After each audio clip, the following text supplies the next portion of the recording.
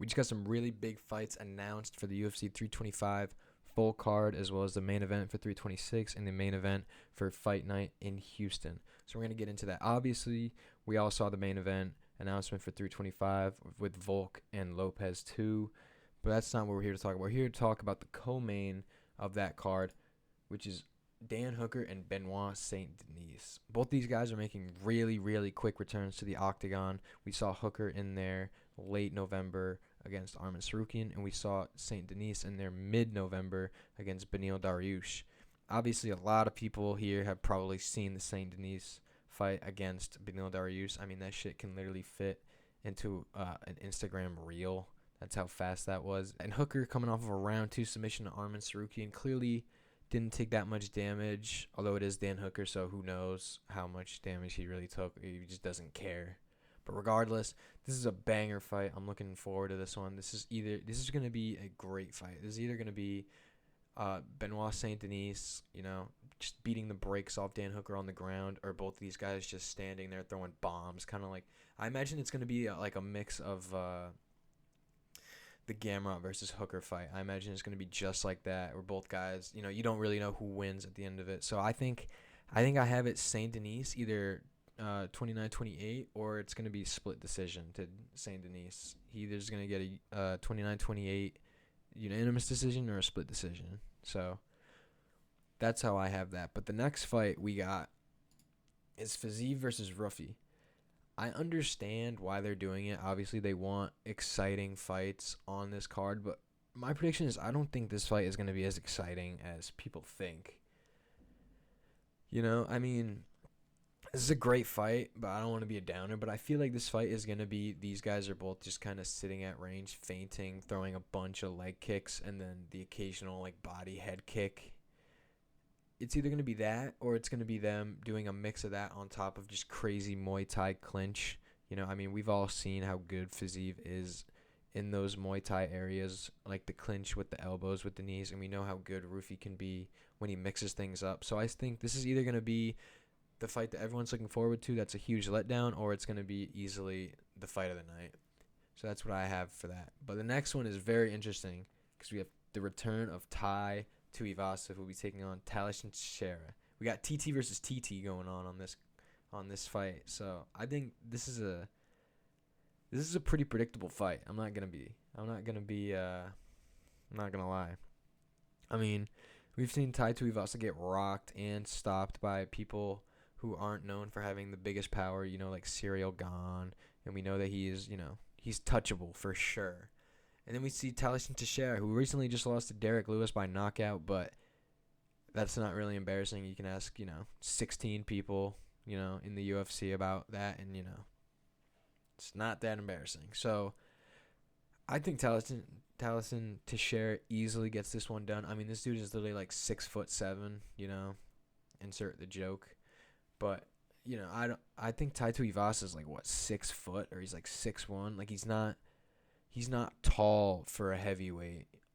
And, I mean, the last time we saw him go up against a guy who was 6'7", was Alexander Volkov, who subbed him pretty easily on the ground. And I think round 2 in that Perth card that Strickland beat Izzy. So, in my opinion, I think this is a round 1 knockout with Talishn Teixeira winning. He just has range and he's got power. And, I mean, the only reason that he lost is because he fought Derek Lewis. It's not an embarrassing loss at all. So I think this is kind of punishment for Tuivasa sitting out for so long, and the fact that he literally has to cut weight to reach 165 pounds. I mean, we've all seen the photos of his off season. Yeah, I don't know. I think this is a good fight, and I have Teixeira winning this, I think, pretty easily in round 1. But the next fight for the main card opener, Jimmy Crute and Dustin Jacoby. I mean, what's better than this? This is a badass fight. But in all seriousness, I mess with Jimmy Crute. I do like Jimmy Crute. Let it be known. I am a fan of Jimmy Crute, but I'm not gonna lie. What is this doing as the main card opener? What is Jimmy Crute and all these main card opportunities in Australia, man? I mean, we saw him in the February 2025 pay-per-view with DDP Strickland 2. I think he was the featured fight, right? I don't remember who he fought, but I'm pretty sure he was either the main card opener or the featured fight, which was a draw. I remember it ended in a draw. And then he fought in the what was it? Was it a Perth fight night? I think it was Perth with Dominic Reyes and Carlos Olberg, and he was the co-main event of that fight night, which is fine. But I mean, you gotta like the main and co-main have to have like serious name value in my opinion for a fight night. The rest of it doesn't matter, but I mean, if you want people to really watch fight nights, you gotta have some sort of name value with those top two fights. But regardless, I obviously I gotta stick with my boy Jimmy Crute. I got Jimmy Crute probably like round one, round two sub. Dustin Jacoby, he's not the greatest. Not the greatest, truthfully.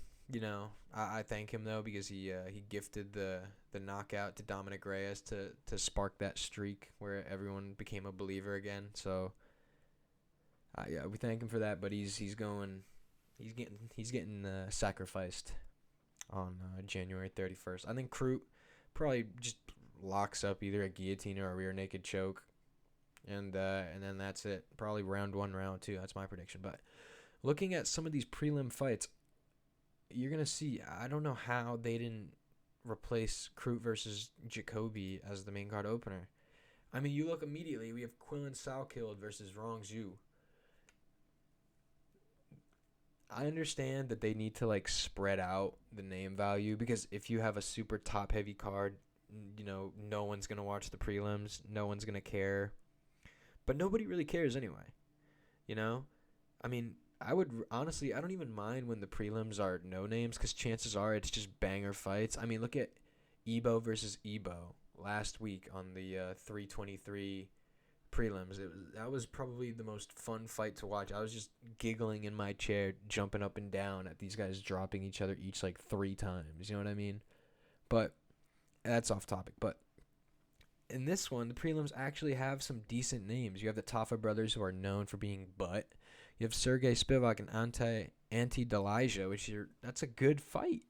That's a good fight. If you had put that as the main card opener, I would not care. If you had swapped Sergey Spivak, Ante Delija with Jimmy Crute, Dustin Jacoby, and then you had Quillen Salkild still being the featured prelim, that would make sense to me.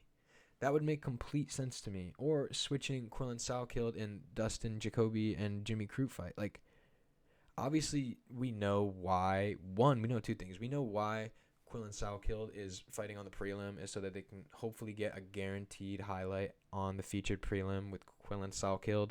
That'll encourage people to tune in earlier and, tune in to the go to the stadium earlier. We know that. And that's why we know he's fighting down. Because obviously everyone was talking about him potentially fighting like Mauricio Rufy or Benil Dariush or Renato Moicano. Like there were some like ranked names that were kind of getting thrown around by matchmakers, like online matchmakers, people that wanted to see certain fights. Like that was what people wanted to see. And then you have him fighting somebody down in name value and hype. So obviously they're doing this because they're expecting Quillen Salkild to come out here and get some sort of highlight finish, whether it's a sub or a knockout. Because a lot of people don't know he's a great grappler, great submission artist. Just doesn't really use it because he puts these guys away with one punch.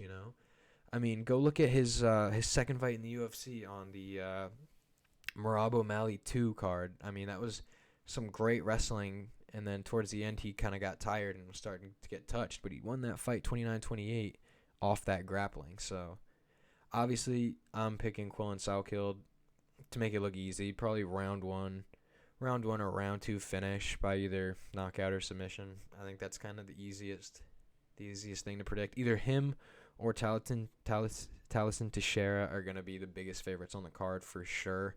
I imagine they're both going to be around like minus 800 favorites. Which wouldn't surprise me at all. But like I was saying before, Sergey Spivak and Ante Delija is a good fight.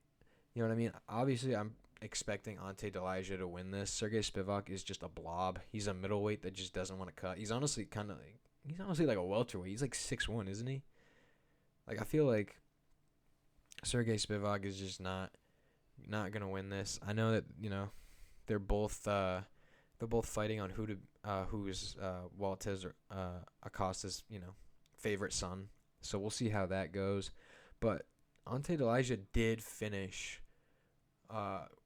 Waldo Cortez Acosta. If you think about it, obviously it was off an eye poke, but he did finish him, and Sergey Spivak lost to him. So I think obviously that's using MMA math, which usually never works, but I have Ante Delija winning this fight. Probably, I don't know, maybe by knockout, maybe by like round 1 knockout. And then yeah, I mean, the only other thing to talk about these prelims is Taurus Finney.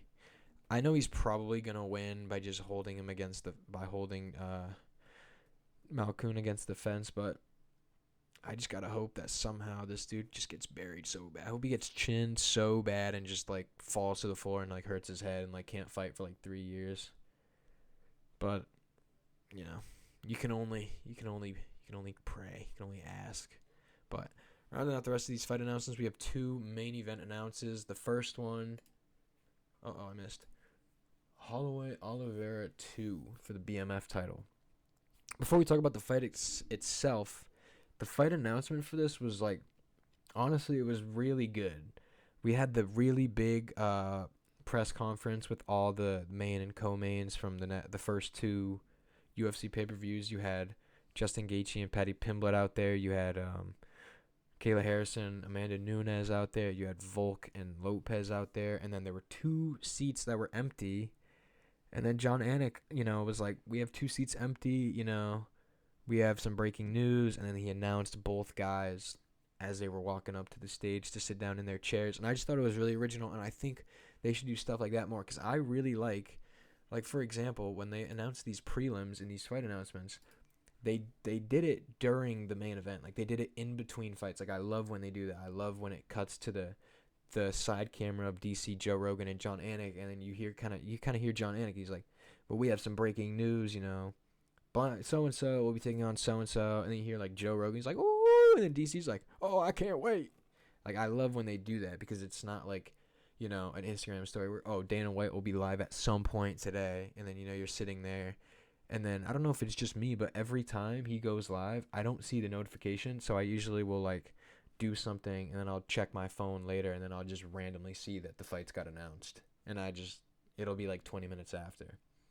So it could just be me. It could just be a skill issue. But regardless, this is a good fight. Let's actually talk about the fight. I have Holloway by, like, round 2 knockout, I think. And I was telling one of my buddies this, and he gave me, like, the funniest look. And I don't know. I imagine I don't see a world where Holloway gets submitted, in my opinion. This obviously could be clipped and shoved in my face after this, but I really think that Holloway is good on the ground. We just don't see him on the ground because the UFC gives him so many strikers. You know what I mean?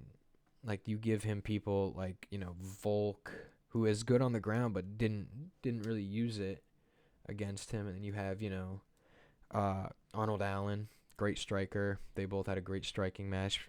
And then Korean Zombie, where you look at that 3rd round and it's literally just throwing haymakers until Zombie gets clipped. And then Justin Gaethje, Ilya Taporia, Dustin, like, we don't see him on the ground a lot, but I don't think he gets submitted by Oliveira. And Oliveira was getting touched by Gamrot. Obviously, Gamrot's not known for being a knockout artist, but he was getting touched. Like, if you go back and you watch the fight, there are times where, Oliveira was kind of walking Gamrot backwards, kind of against the fence, and I keep saying Gamrot was, hitting shots that were just kind of like hitting his head backwards a little bit. Obviously, no threat, which maybe that's why Oliveira didn't really worry about it, and that's why he got hit so much, just because he just wasn't respecting the power of Gamrot. But who knows? But I think Holloway is just such a good striker, and his move to lightweight has just put on so much pounds and so much power in his hands. Like, he dropped Dustin in the first round. Like, he stiff-legged Dustin in the first round of their fight, and he fell on his ass.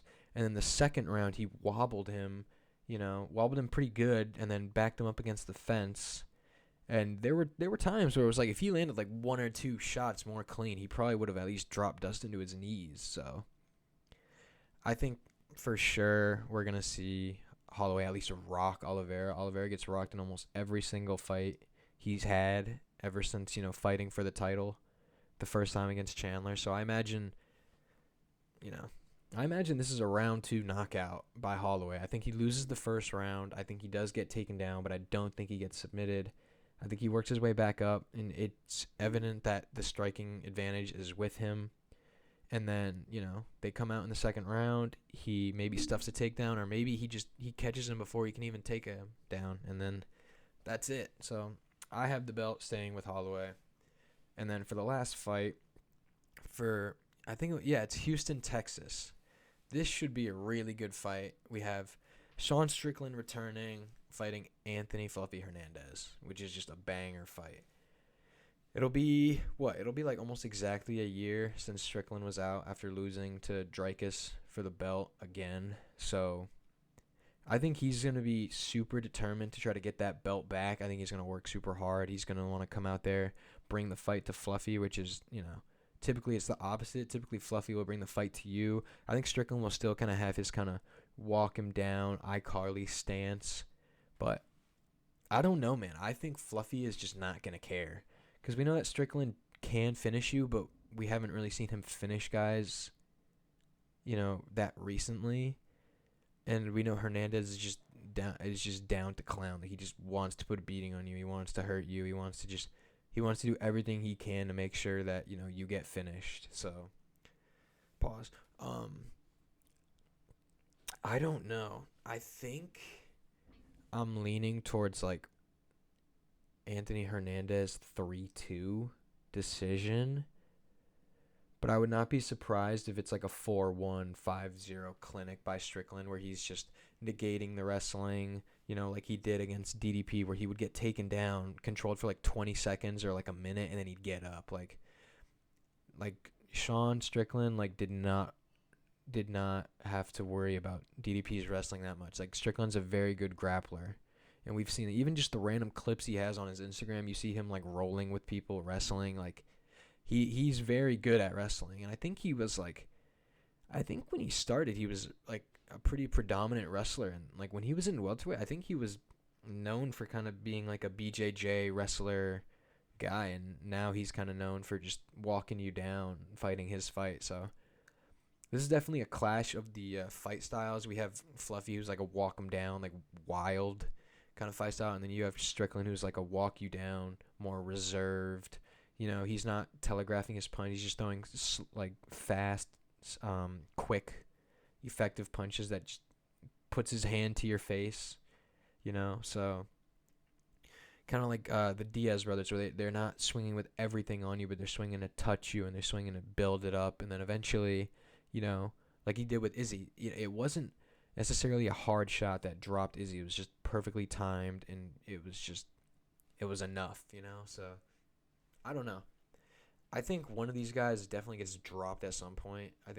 Honestly, I think somehow Strickland's going to drop Fluffy in like the third round just randomly out of nowhere. It's not going to go anywhere like finishing wise, but I think these are all banger cards, or all banger fights. I mean, there's not a single fight here except maybe the only fight that I could see potentially not being that great is Fiziev versus Rufi. I don't know why. This is either going to be a really good fight, or it's going to be these guys are sitting, feinting at range, throwing just a bunch of leg kicks with like the occasional like punches. Like, this is either going to be a crazy fight just back and forth, or it's just going to kind of be, one of the fights of all time. So that's what I have. And also, I expect to be making a prediction for this entire card sometime soon. I have some really cool ideas that I have cooking up for a main card. And I think that, there's a chance that some of these fights maybe happen. So I'm looking forward to this. I'm also extremely looking forward to this first year of the Paramount era. I mean, they definitely seem like they're not caring as much about like ranks wise. They're kind of caring about name value, which I know a lot of people hate on that because they want to see certain people fight, but it's entertainment at the end of the day. So I can't really complain. If it's a cool fight, it's a cool fight. So that's where I stand on it. But expect some cool videos to come out in the future, and that's all I got.